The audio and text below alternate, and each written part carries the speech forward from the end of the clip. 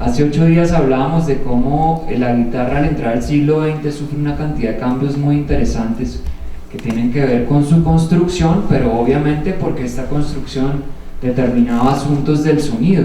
Entonces lo primero que veíamos era cómo este compositor, constructor de guitarras, Antonio Torres, inventa una manera de construir la guitarra con unos travesaños interiores que le dan mucho más volumen a la guitarra.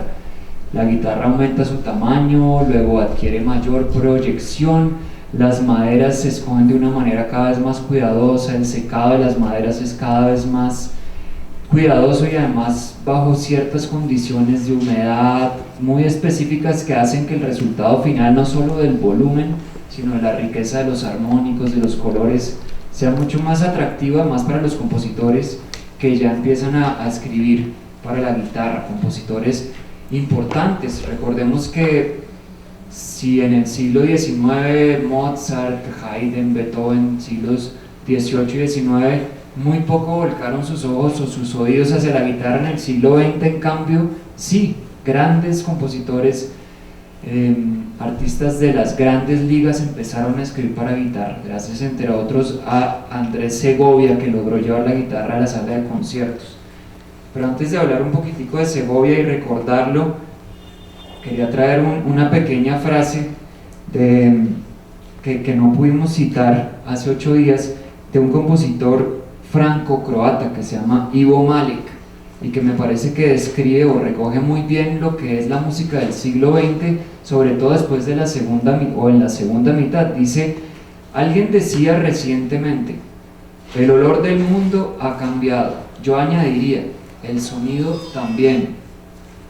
Frente a la soberbia ciudad de la música occidental del pasado, construida conforme a las poderosas y misteriosas reglas de su gama, he aquí la música nueva, bárbara y sin sistematización alguna, pero que integra, sublimándolo, lo antiguo, abriéndose al universo de todas las músicas y de todo lo que suena, con la esperanza de poder todavía hablarnos, descubrirnos, comprendernos. Pues bien, en esta ciudad, que es la mía y donde yo quiero vivir, en el desorden y la exigencia de sus calles sin número, de tanto en tanto se entreven las líneas tímidas y extrañas de algunas avenidas futuras. Mi esperanza ya pasea por ellas. Hay algo aquí clave, y es cuando él dice, abriéndose el universo de todas las músicas y de todo lo que suena. Recordemos cómo estos compositores que empiezan a mirar hacia el ruido como materia prima para componer, ese es un poco lo que buscaban. Entonces ya no hablamos solamente de escalas, de organizaciones de sonidos, de armonías, sino de esta materia prima que es el sonido y que puede activar emociones, percepciones, sensaciones. Todo eso empieza a interesarle a los compositores del siglo XX. Un siglo XX entonces donde lo que caracteriza la música ante todo es la diversidad de estilos. Si uno puede hablar de la música barroca y ubicar como ciertos elementos claves, uno en 3 siglos no podrían decir este estilo es del siglo XX, porque en el siglo XX hubo fácilmente 10 estilos por lo menos muy representativos y muy diferentes unos de otros. Y como les decía, uno de estos estilos en el que profundizaremos en el día de hoy es en este interés de los compositores por acercarse nuevamente a la música folclórica y popular de sus países. Y enlazando con la sesión anterior, vamos a recordar a Andrés Segovia. Yo les contaba que Andrés Segovia fue muy importante porque fue un gran intérprete y desde esa gran interpretación pudo acceder a las salas de concierto con la guitarra ya con más volumen, más riquezas sonoras, y además acceder a los compositores que empezaron a ver, bueno, en ese instrumento también hay cosas interesantes para explotar, aprovechemos. Y citábamos a Segovia en el marco de la escuela española, que es una escuela que justamente se inspiró mucho en la tradición popular y folclórica. Vamos a ver un fragmentico de este video, no completo ahora, un par de minutos, en el que Andrés Segovia interpreta un fandanguillo de la suite castellana de Federico Moreno Torroba.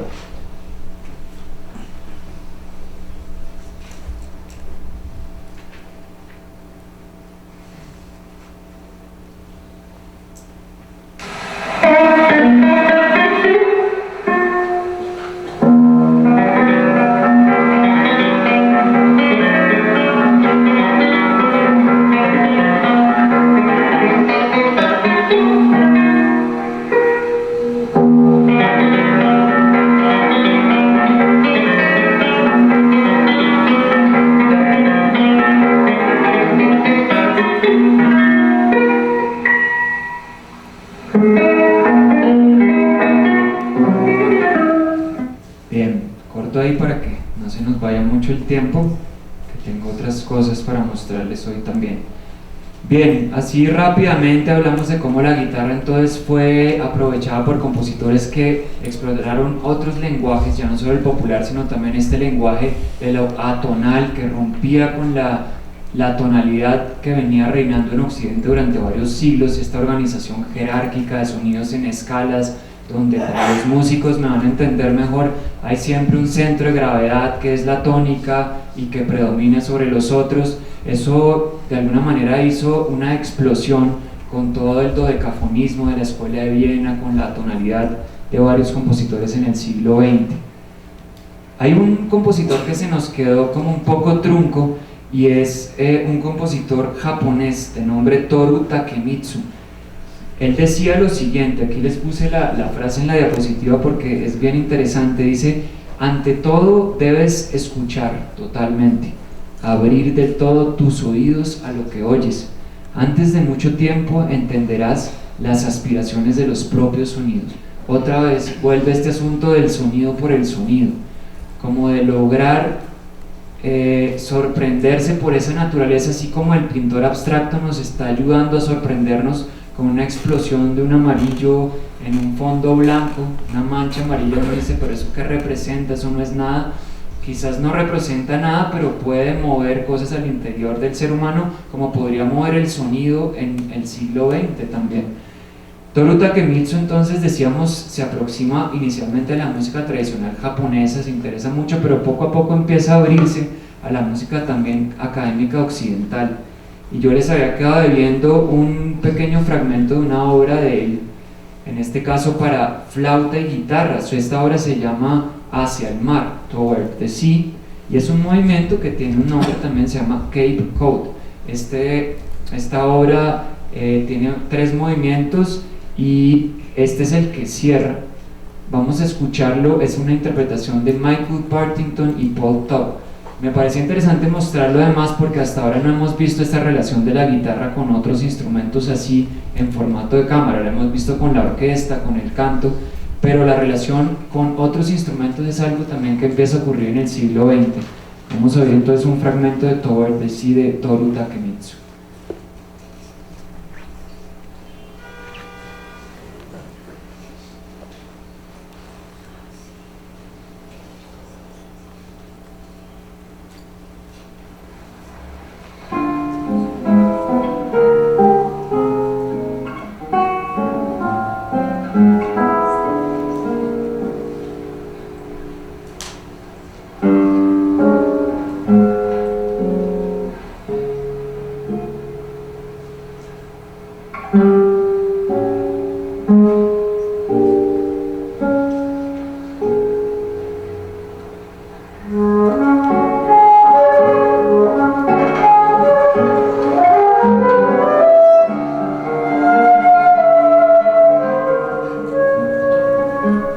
Bien, algo que va a ser muy común, cada vez más común en los videos que vamos a ver y en las interpretaciones que vamos a escuchar, es este ejercicio del intérprete de aprovechar las posibilidades tímbricas de la guitarra, por ejemplo, moviéndose, desplazándose sobre la tapa de armonía. Si uno se acerca más al puente, la guitarra obtiene un sonido más metálico, y si se acerca más a donde está el diapasón, obtiene un sonido más redondo, más cálido. Y esto es particular de la guitarra. Un pianista no podría hacer algo así, a menos de que toque una obra en la que se meta ya dentro de las cuerdas, que puede suceder. Pero el pianista, cuando toca una tecla, ya ese es el sonido que está con el color que está. Y eso es algo como que el guitarrista tiene a manera de ventaja comparativa que los compositores del siglo XX han sabido aprovechar muy bien. Bueno, vamos a entrar ahora sí en materia con el asunto de la música tradicional. Y el eslabón aquí entre las dos conferencias seguramente creo que los va a sacar un poco, digamos, de estilo de lo que acabamos de oír. Vamos a oír algo bien diferente ahora, pero es importante, les comentaba, traer a colación a este personaje, Django Reinhardt. Es un guitarrista belga, del cual vamos a hablar durante los próximos minutos. Él lo traje porque va a haber una exposición, les comentaba durante la Semana de la Guitarra, una exposición fotográfica sobre Django Reinhardt. y va a estar exhibida en el Banco de la República varios días, vale la pena que la vean, ojalá se interesen por su música que es bien interesante y que finalmente logra acercar de una manera casi imperceptible, diría yo, la música del jazz de la primera mitad del siglo XX que le llega a él en Francia a la música gitana, porque él era gitano. Él nace en Bélgica, les digo, su nombre Django quiere decir yo despierto en el idioma rom, y él vivía en las inmediaciones ya no de Bélgica, de Bruselas después, sino de París, en una caravana gitana, al estilo de como pues uno ve en las películas, en una comunidad gitana. Allí aprende a tocar el banjo primero, era un instrumento que utilizaban ellos, y cuando tiene 18 años más o menos pasa algo que va a marcar radicalmente su vida, y es que él vivía en una de estas caravanas y en la casa donde vivía con su esposa fabricaban o hacían ramilletes de flores sintéticas, eran muy pobres, para ganarse la vida vendían estas flores, y un día después de un toque por ahí en un bar, él llega quizás algo mareado y se genera un incendio, no sabemos si él lo produjo o no, pero se incendia su casa y él queda muy gravemente quemado, casi pierde una pierna y de hecho pierde 2 dedos de la mano izquierda. Creían que no iba a poder volver a tocar, sin embargo sigue tocando y desarrolla un estilo muy personal, muy expresivo. Algunos dicen que incluso lo personal de su estilo está dado por su incapacidad en física en la mano, que al poder usar solamente 2 dedos de la mano izquierda, logra como una forma de articular las escalas y los acordes muy particular, que es lo que le da el sello a su música.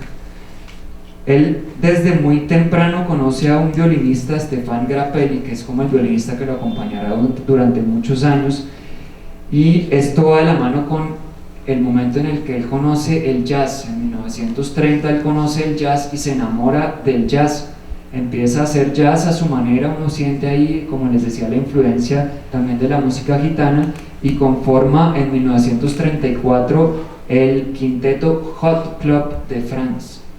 Es el quinteto que ustedes ven ahí y el violinista es Stéphane Grappelli. Vamos a escuchar inicialmente un fragmento de una versión que hacen ellos de un tema tradicional americano que se llama Georgia on My Mind, y quiero que le pongan mucha atención como a este personal que le imprimen. Después lo vamos a ver un poco ya más a él tocando en un video para que vean esta manera de tocar con su mano ya un poco pues averiada, pero como suena de bien. Entonces Georgia on My Mind, a cargo de Django Reinhardt.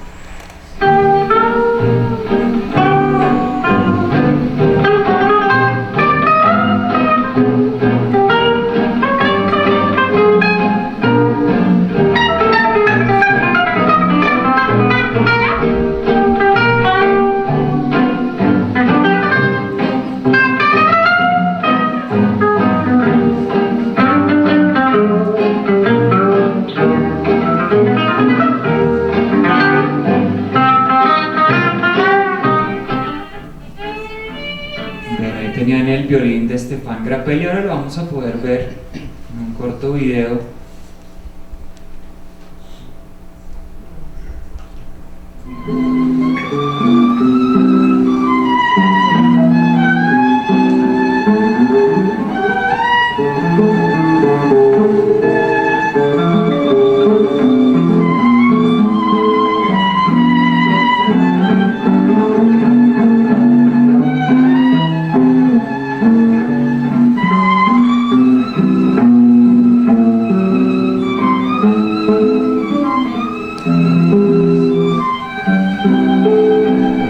Django Reinhardt con su quinteto.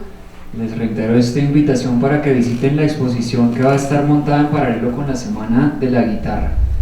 Y vamos a pasar a otro francés. Bueno, este no era francés, belga, pero vivió toda su vida en Francia, hacia el final vivió en Estados Unidos. Ahora vamos a hablar de Roland Diens. Roland Diens es un compositor e intérprete que para los guitarristas clásicos en las últimas 2 décadas se ha vuelto como un compositor obligado en su repertorio.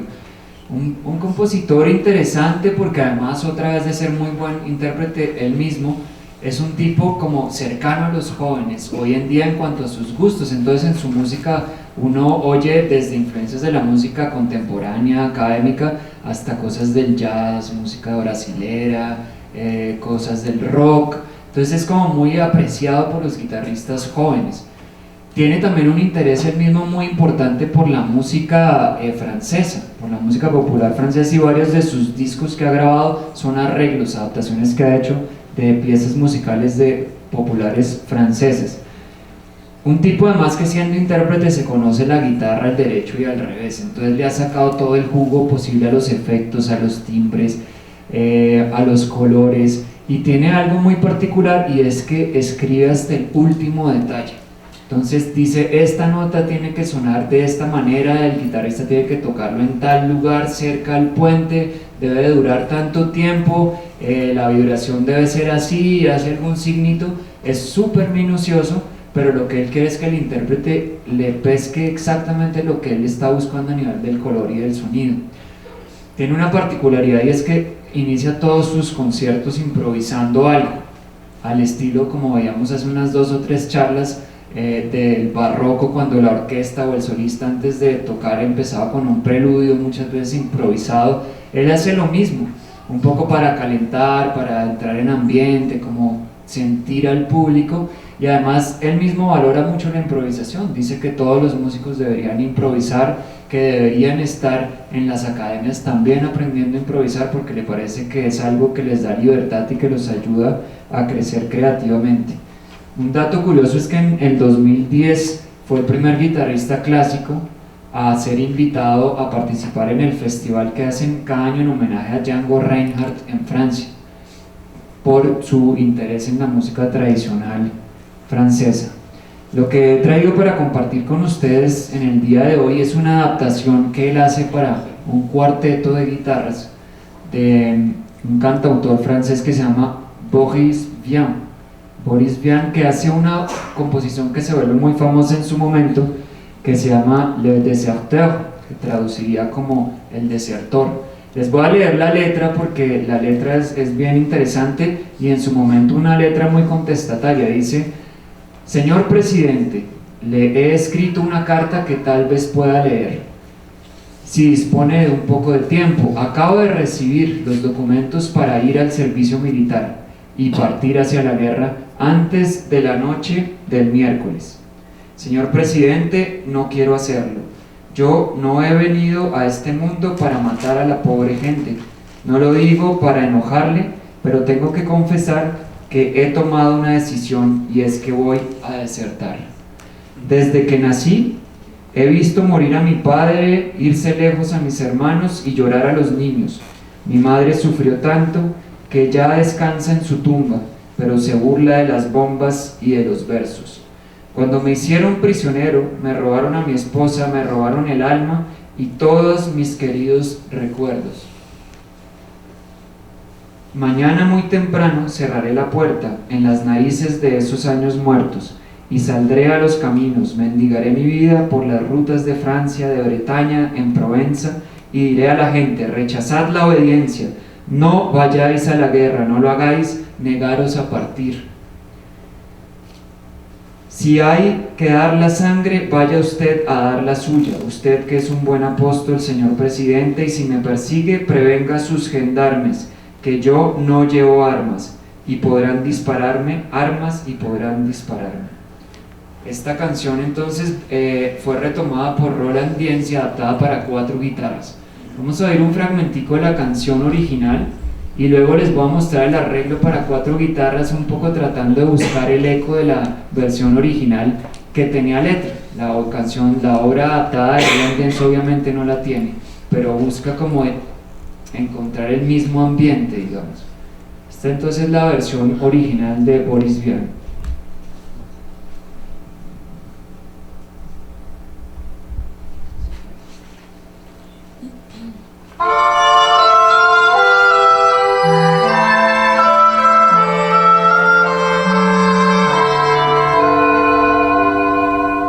Monsieur le Président, je vous fais une lettre que vous lirez peut-être si vous avez le temps. Je viens de recevoir mes papiers militaires pour partir à la guerre. Bueno, muy bien, eso sigue. La versión de Roland Diens entonces que vamos a escuchar es como en realidad un collage, como un salpicón de varias canciones de Boris Vian. Inicia con el temita musical, luego vienen otras canciones y al final viene el tema de la canción. Entonces les voy a poner ambas cosas, con la introducción, donde oímos esas notas repetidas de la versión original, y al final la canción ya en su versión adaptada para 4 guitarras. A ver si pueden asociar bien las dos melodías.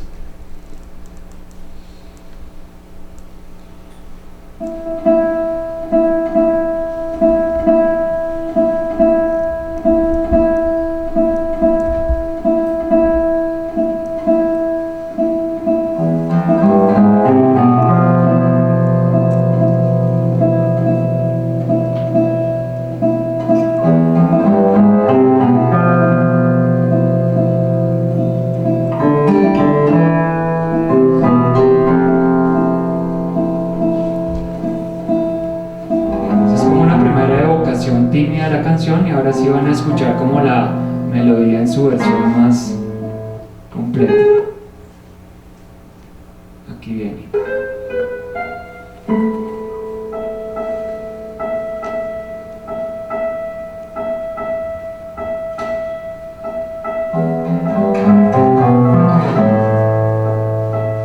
A ver si pueden escuchar las 4 guitarras, cuarteto de guitarras Contrastes del Perú.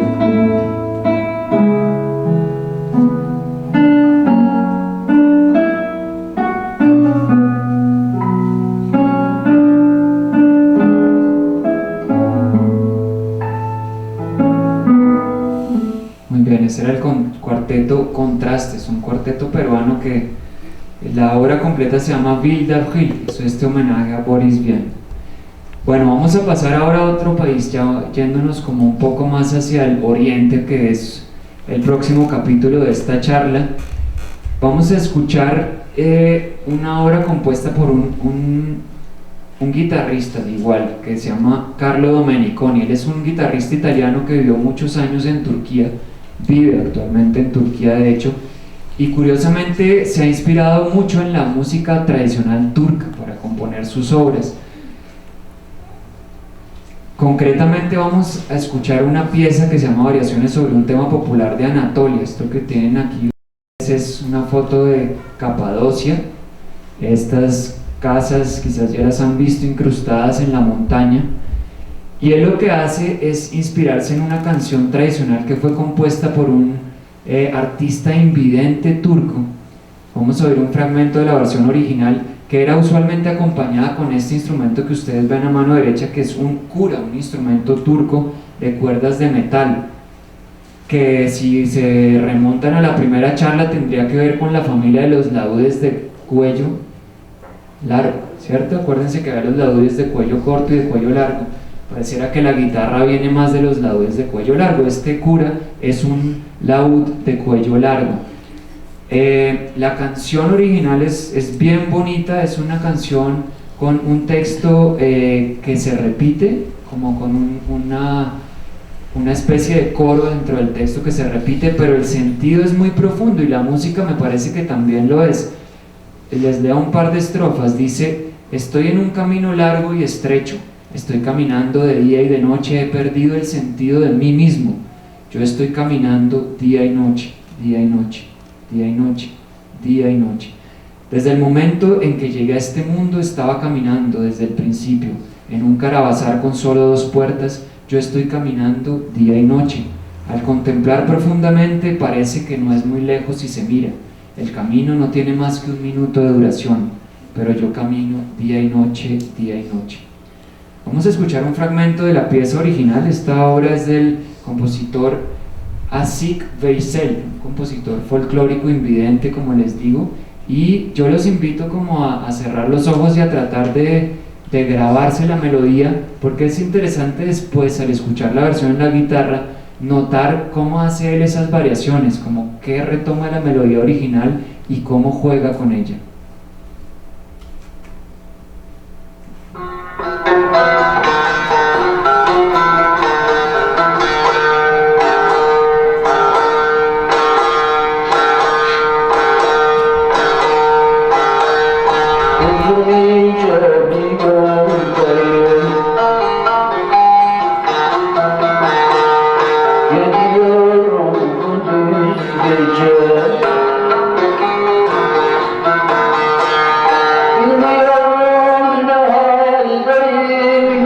Bien, y esta sería la versión de Carlo Domeniconi haciendo un tema de variaciones sobre esa melodía que acaban de oír, interpretado por el guitarrista colombiano Jorge González.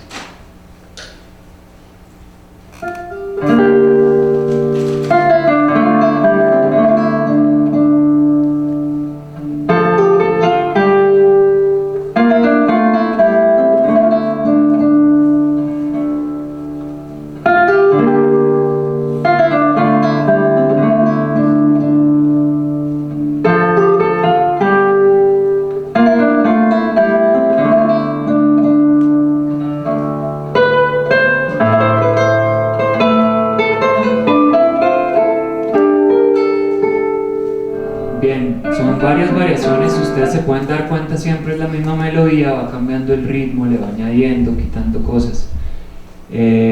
Obviamente pues por cuestiones de tiempo no podemos escuchar completas todas las piezas que traigo, pero dejo como inquietudes, ya podrán ustedes profundizar. Les vamos a mandar la discografía nuevamente como lo hemos hecho en las demás sesiones para que puedan indagar un poco más adentro. Vamos a movernos ahora a otro país que lastimosamente inspira esta obra por razones no tan nobles. Noble la intención del compositor, pero es un compositor yugoslavo que escribe la siguiente obra un poco como reacción a esa terrible guerra que se vivió en los años 90, quizás una de las más absurdas de las últimas décadas, no porque haya guerras que no sean absurdas, pero esta digamos que tuvo un componente mediático que hizo que fuera como la primera guerra vivida en tiempo real globalmente y que de alguna manera dejó a Occidente mal parado porque se volvió como en una guerra que estaba transmitida, se estaba siendo transmitida en el día a día frente a un Occidente que la observaba con mucho morbo y amarillismo, pero que no hacía nada por detenerla. Incluso algunos círculos hicieron mucho por propiciarla. No vamos a entrar en detalles políticos, pero sí esa reflexión en torno a esta guerra que dejó más de 150.000 personas muertas, muchos desplazados, una confrontación étnica compleja donde hubo comunidades serbias, croatas, bosnias, albanesas metidas y que lastimosamente, y allá iba como con el comentario, no solamente desde luego cobró vidas humanas, sino también cobró símbolos culturales, lugares de cultura de varios siglos atrás, con la peculiaridad de que se trataba de culturas comunes. Entonces un poco lo que este compositor argumenta es eso, se estaban matando entre hermanos que venían de la misma cultura, que recientemente compartían mucho más de lo que, digamos, los distanciaba. El comentario específico del compositor es este, dice: en estos días de turbulencia política en la Europa oriental, focalizada especialmente en Yugoslavia, corazón de los Balcanes y mi patria, es en ambos sentidos trágico e irónico ver la desintegración de la tierra y de la gente, siendo esta área una sola estampa cultural. Entonces podría ser que el arte, como uno más de los quehaceres universales del ser humano, nos muestre el camino para armonizar y sintetizar los más diversos elementos provenientes de una misma fuente. Es en este espíritu que dedico esta música a la paz del mundo. El nombre de la pieza es 6 miniaturas balcánicas por la paz del mundo. Y es eso, son 6 pequeñas danzas inspiradas en la música tradicional de los Balcanes.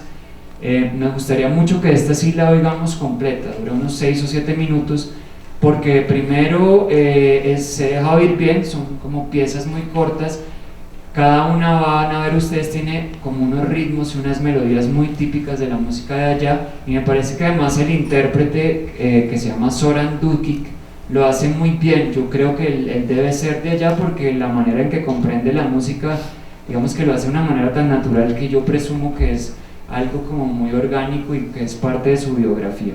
Entonces vamos a escuchar las 6 miniaturas balcánicas por la paz del mundo de Dusan Bogdanovic.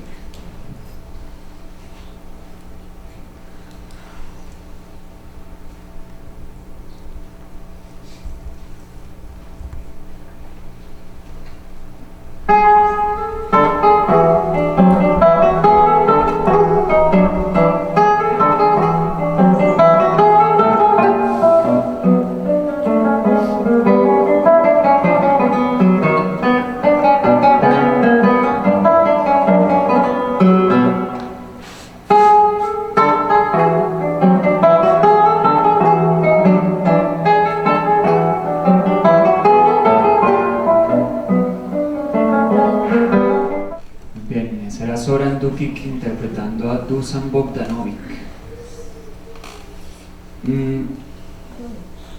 Si pudiera saberse, patrón, lo que dicen las piedras, las flores, la lluvia, quizás estén llamando, quizás nos estén llamando sin que las oigamos. ¿Cuándo se abrirán los oídos de la gente, patrón? ¿Cuándo tendremos abiertos los ojos para ver? ¿Cuándo se abrirán los brazos para estrechar todo? Piedras, flores, lluvia, hombres. ¿Qué dices tú, patrón? ¿Qué dicen tus libros?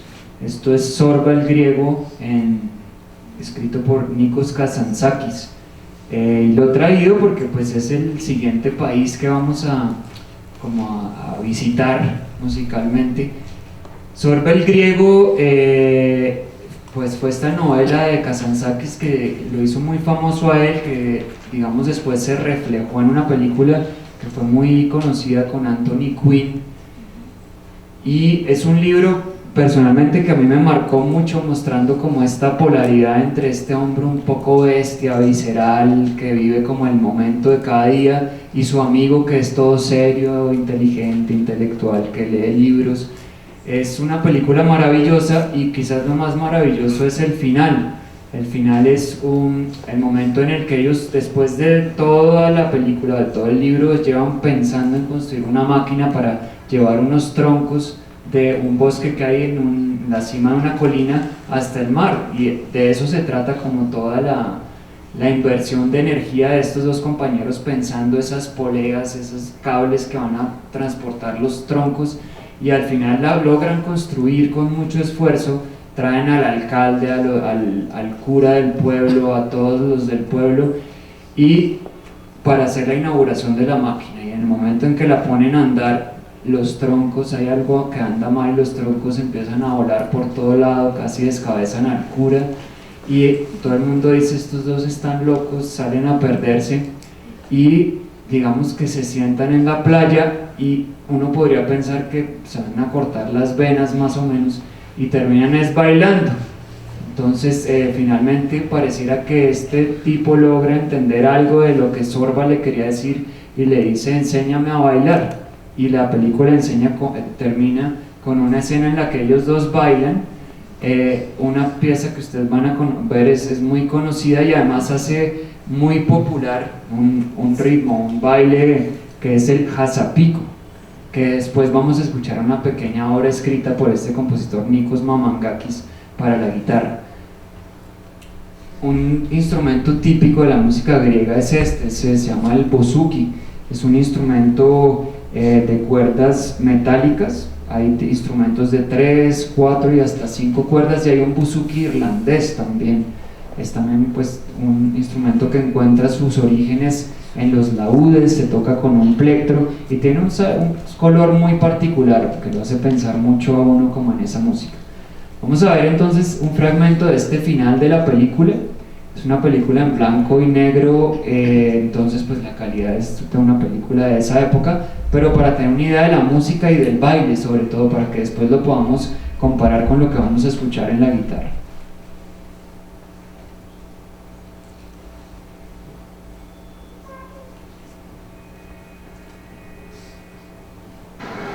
Have you acted with me?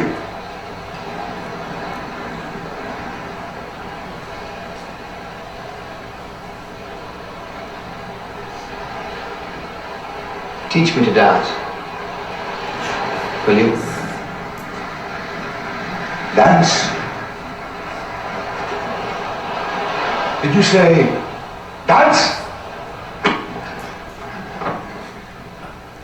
Come on, my boy.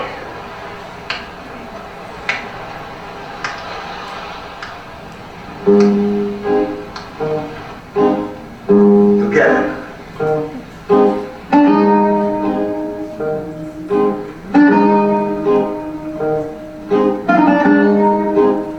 Let's go.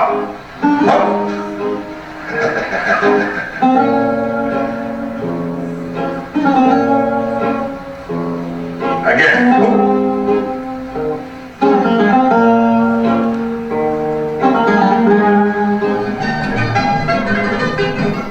Bien, entonces este compositor que se llama Nikos Mamangakis no toma este tema musical, digamos, él lo que hace no es un arreglo de ese tema, sino que utiliza el ritmo de la danza, que como les decía, hace popular esta película que se llama el Hassapiko, es como un tipo de danza griega que hoy es muy común.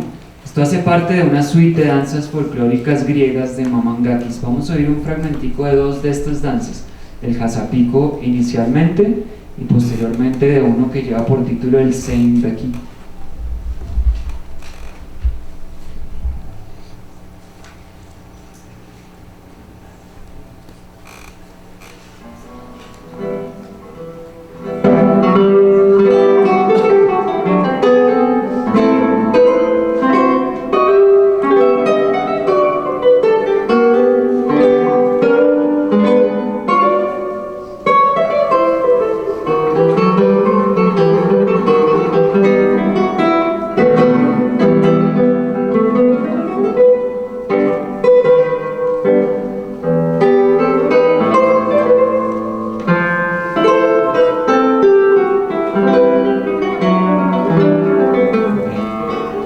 Será el Hassapiko, ahora viene el Seinbekiko.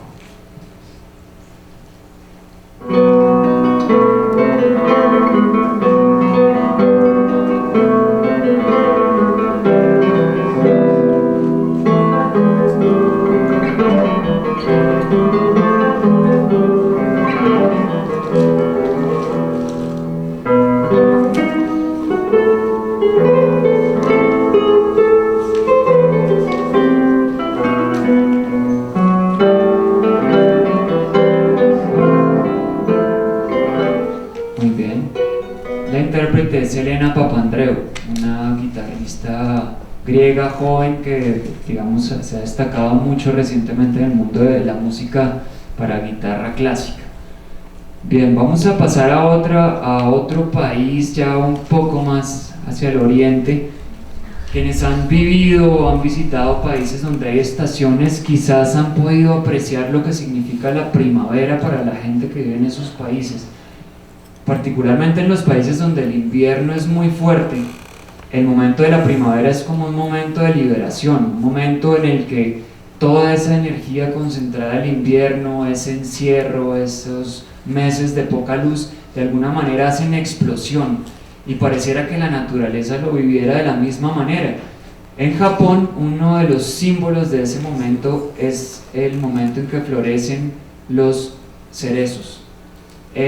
Y los cerezos han sido entonces con sus flores un motivo de inspiración no solamente para los músicos sino también para los pintores, para los escritores, que han encontrado en esto no solamente como un signo de vida sino también una metáfora de muchas otras cosas. Aquí tienen una imagen ustedes de estos cerezos en flor en el Japón que van tapizando el piso. Esto que tienen a la derecha es una imagen de un pintor de 1834 de apellido Okusai que se llama Cereza y Camachuelo. Camachuelo es un pájaro. Y también hay una serie de haikus que uno puede encontrar en la literatura. El haiku es este poema muy corto japonés que busca sintetizar en 3 o 4 líneas una experiencia vital muy fuerte, una percepción del mundo. Por ejemplo, este del poeta Gozan que dice: perdón, este es del poeta Hakuen, que dice: ¿qué es sino un sueño? También la floración dura solo 7 ciclos. Algo que tiene de particular esta floración de los cerezos es que dura solo pocos días, 7, 8, 9 días, y luego se acaba. Entonces es como una explosión de colores, de olores, de luces, que ha marcado mucho a las personas de esas culturas. Este personaje curiosamente muere a los 70 años, entonces algunos dicen que estos 7 ciclos eran una alusión a esos 7 días de la floración del cerezo, pero también una metáfora de sus 7 décadas de vida. Hay otro haiku que dice: la nieve que ayer caía como pétalos de cerezo es agua de nuevo. Entonces en este poema pareciera que el poeta, que es de apellido Gozán, quiere hacer una metáfora de la vida, de lo perecedero de la vida. Entonces los copos de nieve que caen al piso y se pierden, pero también las flores del cerezo que caen al piso y duran allí pocos días. Esta pieza que les traje es un tema y variaciones que también se ha vuelto muy popular en la guitarra clásica, sobre Sakura. Sakura es un tema popular que se canta justo en la primavera japonesa, quiere decir cerezo o flor de cerezo, y este compositor, que en realidad no es compositor de oficio sino odontólogo, es un dentista de Tokio que se dedicó a la guitarra y a la composición también, agarra este tema y empieza a hacer una cantidad de variaciones muy bonitas con él. Les he traído la versión original nuevamente interpretada en la flauta tradicional japonesa. Vamos a escucharla un minutico para que les quede en los oídos ese espíritu. Obviamente aquí no estamos hablando de una música al estilo occidental, sonata, que se desarrolla y que tiene como un cierto nivel de complejidad y que hay que escuchar esperando un desarrollo, una reexposición, etcétera, sino una música más que evoca algo en el momento, que produce más una atmósfera emocional, si se quiere, que si uno lleva a la imagen podría ser lo que tienen ahí a la derecha, y si lo lleva a las palabras podría ser uno de los haikus que acabo de leer. Vamos a escuchar entonces inicialmente Sakura en una versión tradicional japonesa.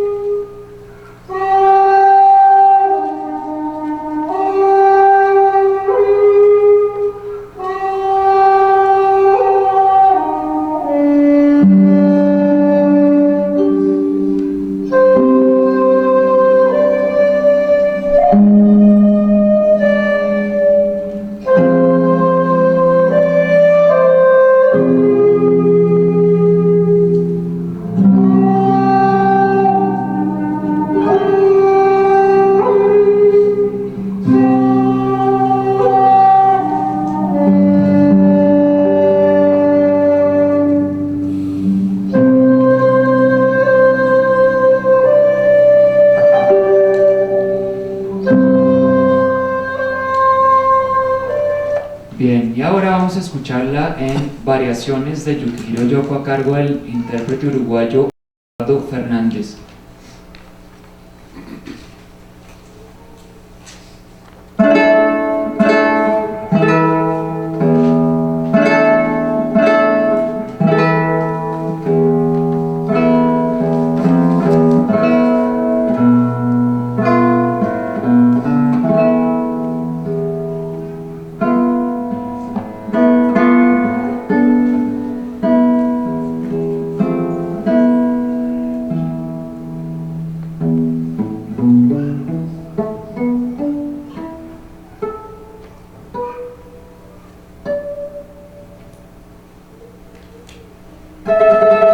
Ese era el tema, ¿verdad? Como la melodía que oímos inicialmente en la flauta. Ahora comienzan las variaciones.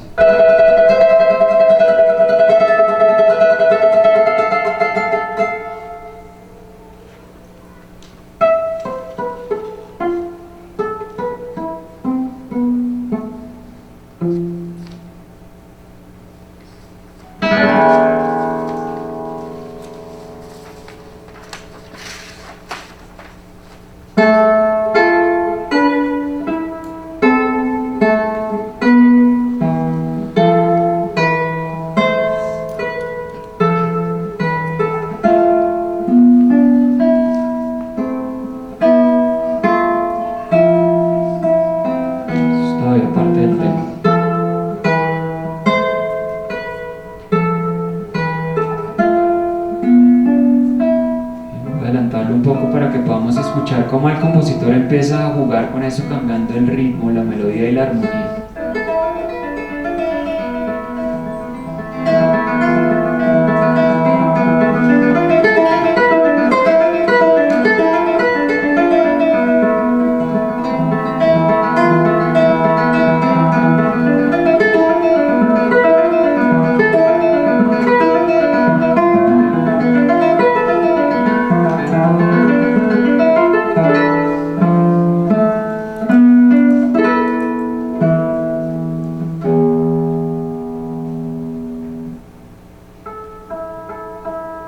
Sería como el tema, ahora lo hace con armónicos, estas notas que suenan como campanitas en la guitarra que se obtienen pulsando la cuerda pero sin hacer presión sobre los trastes.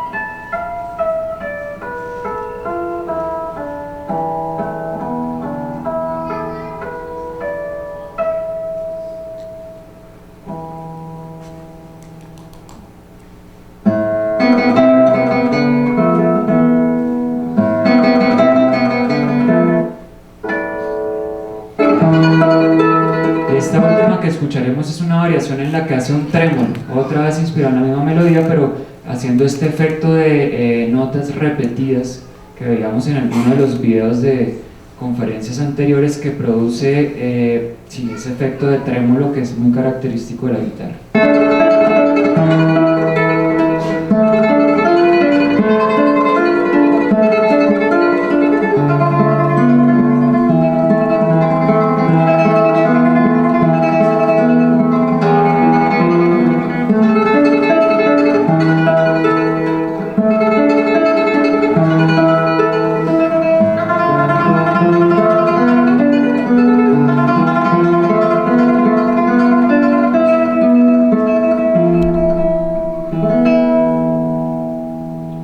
Eso era Sakura, tema de variaciones sobre un aire japonés de Yukihiro Yoko, en interpretación de Eduardo Fernández. Bien, y acercándonos ya como a la última parte de la charla del día de hoy, quiero terminar con mostrándoles algo de música que va a estar presente en la Semana de la Guitarra. He procurado como traer cosas que van a estar durante la semana para ir haciendo como una especie de abrebocas a esa semana que va a estar muy interesante y muy nutrida. Se trata de la guitarra portuguesa, que me parece es algo un poco único en Europa, en cuanto Portugal de todos modos pareciera tomar como un desarrollo cultural diferente, y uno lo va a sentir cuando escuchemos la próxima semana la música del Brasil, por ejemplo, y cómo es bastante distinta a la música de otras partes de Latinoamérica. No vamos como a entrar en las razones de eso, pero es muy interesante ver el desarrollo de esta guitarra. Ustedes la tienen ahí, es una guitarra un poco más pequeña que la guitarra clásica, tiene 12 cuerdas organizadas en 6 grupitos de a 2 o 6 órdenes de a 2 cuerdas. Son cuerdas metálicas, lo que le da un sonido más brillante al instrumento, que son pulsadas con unas especies de plectros que se ponen en cada dedo del intérprete. Normalmente se toca como solista o acompañando el fado. El fado sería como este género tradicional de Portugal, una canción nostálgica que podría venir de esos momentos en los que los marinos están zarpando de los puertos hacia las colonias siglos atrás y dejando atrás a sus familias. El fado normalmente es una canción profundamente melancólica, nostálgica, y pareciera que eso impregna el resto de la música portuguesa, porque lo vamos a sentir ahora en lo que vamos a escuchar. Algo muy particular de esta guitarra es el clavijero. Fíjense bien, parece como un set de antenas de televisión, pero en realidad lo que son pequeños torniquetes que afinan la cuerda desde el extremo. Uno podría ver en algunos instrumentos de música como instrumentos eléctricos este sistema, y lo que cambia es que no están soportados sobre la madera como en la guitarra, sino directamente tensionan la cuerda sin un soporte debajo. Bien, uno de los guitarristas de este tipo de instrumento más importantes es Carlos Paredes. Lo he traído para mostrarlo, he traído este cuadro de él porque es muy representativo de lo que es él. Carlos Paredes se destaca por haber básicamente transgredido los límites de la guitarra portuguesa. Incluso los guitarristas tradicionales portugueses miraban como con no muy buenos ojos lo que él hacía, porque él era un ser libre. Él ya estaba oyendo otras músicas, estaba dejando que su música se fuera hacia otros lados, entonces no le importaba meterse con la música clásica, con la música europea, pero también con la música contemporánea, y esto le da una sensación de frescura a su música bien interesante. Vamos a iniciar entonces estas audiciones para cerrar la conferencia de hoy oyendo 3 fragmentos de 3 piezas interpretadas por Carlos Paredes en la guitarra portuguesa. La primera es unas variaciones en re menor, y quiero que estén muy atentos como al tono de esta música. Es un tono que uno no podría como encasillar en ningún lado, me refiero como al tono anímico. Es una música que por momentos suena nostálgica, pero de pronto se vuelve alegre y parece que todo el tiempo está como en ese límite entre la nostalgia y el gozo. Es algo bien interesante. Vamos a escuchar entonces inicialmente variaciones en re menor, interpretadas por Carlos Paredes.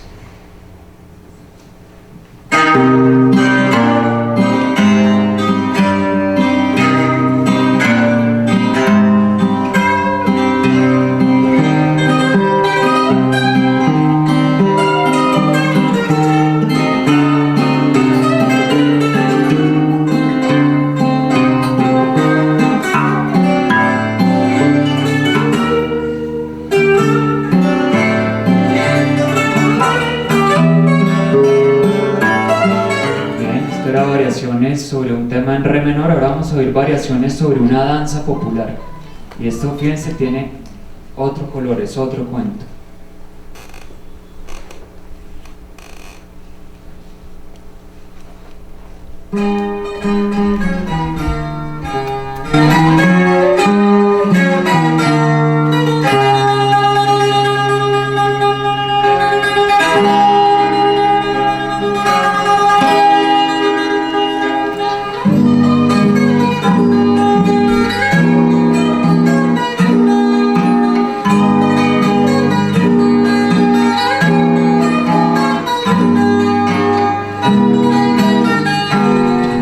Carlos Paredes, Movimiento Perpetuo. La traje porque este tipo, además de ser un músico fantástico, era muy virtuoso.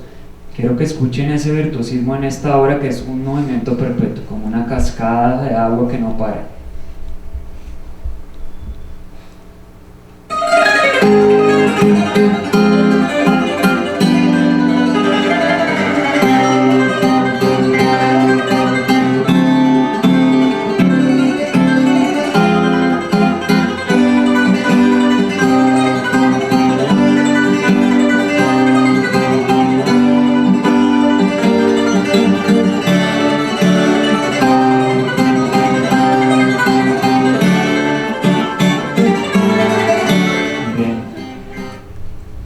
Terminar con un guitarrista, guitarra portuguesa, que va a estar acá en la semana de la guitarra, por eso lo traje. Él se llama Pedro Caldeira. Los invito a que vengan a escucharlo. Ellos, si quizás ya se dieron cuenta, generalmente tocan con un guitarrista que los acompaña en la guitarra clásica, que hace la armonía y los bajos. Antes de ver este pequeño video de Pedro Caldeira, traje un corto poema de Fernando Pessoa, poeta portugués, que de alguna manera en este poema hace exactamente lo mismo que uno siente con la música, como que pasa de la tristeza al gozo de una manera casi imperceptible. Es como si para ellos el gozo se volviera tristeza y la tristeza gozo. Es algo difícil de describir, pero el poema dice así, dice: si yo pudiera morder la tierra toda y sentirle el sabor, sería más feliz por un momento, pero no siempre quiero ser feliz. Es necesario ser de vez en cuando infeliz para poder ser natural. No todo es días de sol, y la lluvia, cuando falta mucho, se pide. Por eso tomo la infelicidad con la felicidad. Naturalmente, como quien no se extraña con que existan montañas y planicies y que haya rocas y hierbas, lo que es necesario es ser natural y calmado, en la felicidad o en la infelicidad. Sentir como quien mira, pensar como quien anda, y cuando se ha de morir, recordar que el día muere y que el poniente es bello, y es bella la noche que queda. Así es y así sea. Eso es Fernando Pessoa.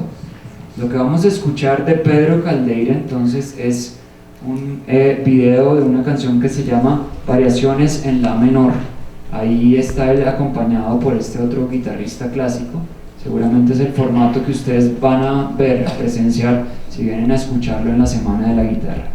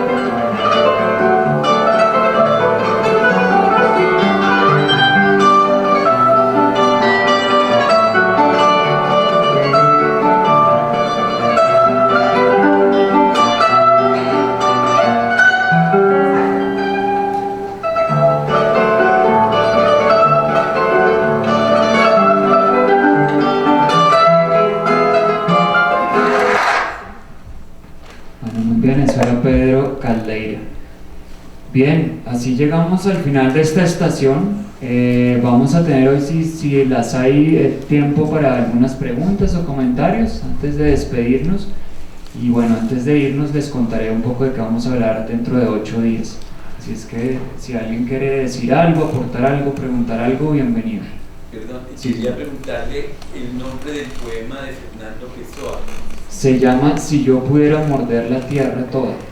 Si yo pudiera morder la tierra.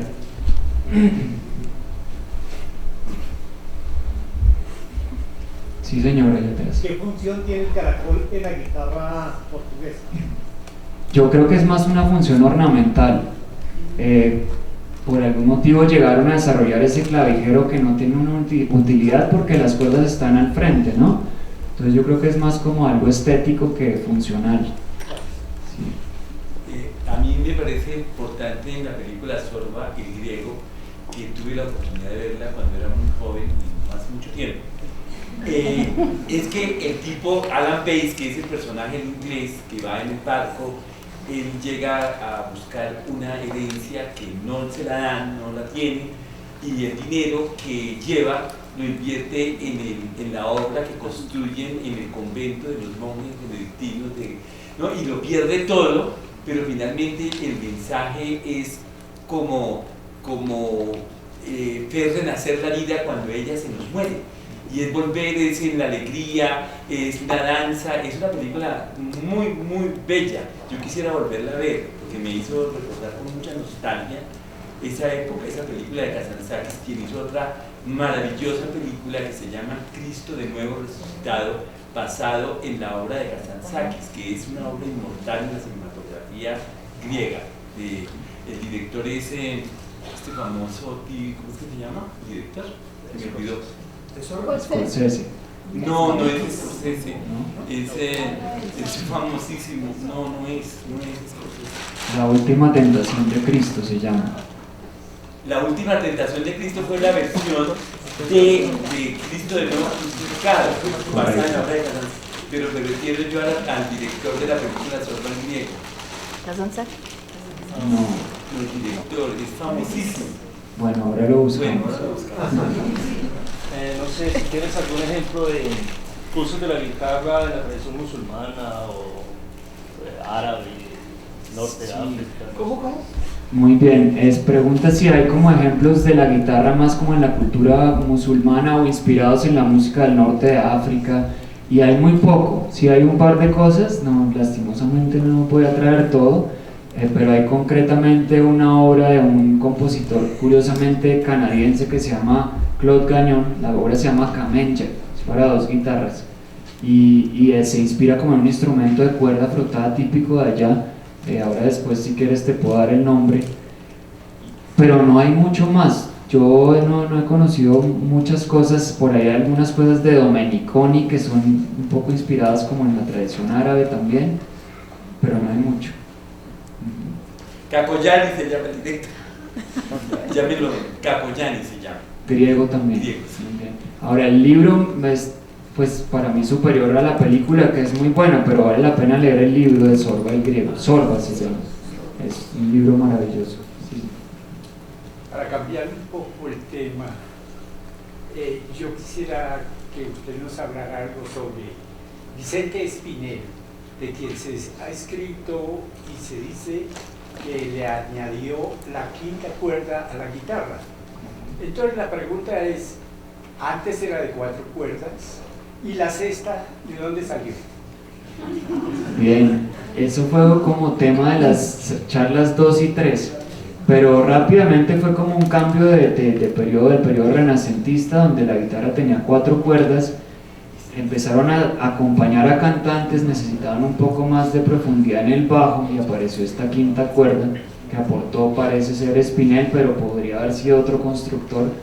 Y la sexta cuerda aparece más en el periodo clásico romántico, probablemente también por esta necesidad de acompañar a los cantantes, tener para hacer todos estos arpegios que normalmente se hacían en el teclado, en la guitarra, tener un poco más de bajos y de riqueza armónica.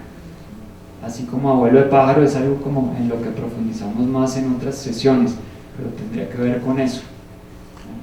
De hoy en 8 vamos a cerrar el ciclo presentando obras de compositores latinoamericanos para guitarra, y eso da para otras 6 charlas, porque siendo la guitarra parte de nuestro folclore y de nuestra tradición tan presente, muchos compositores en América Latina escribieron para guitarra, y otra vez esa línea entre lo popular, lo folclórico y lo académico es totalmente difusa.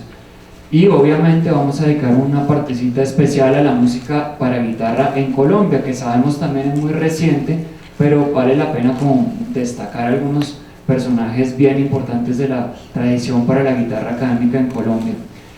Les recuerdo que estas conferencias se están colgando en YouTube, en el canal del Banco de la República. Los invito a verlas, a promocionarlas. Nuevamente fue un gusto enorme tenerlos acá, muchísimas gracias.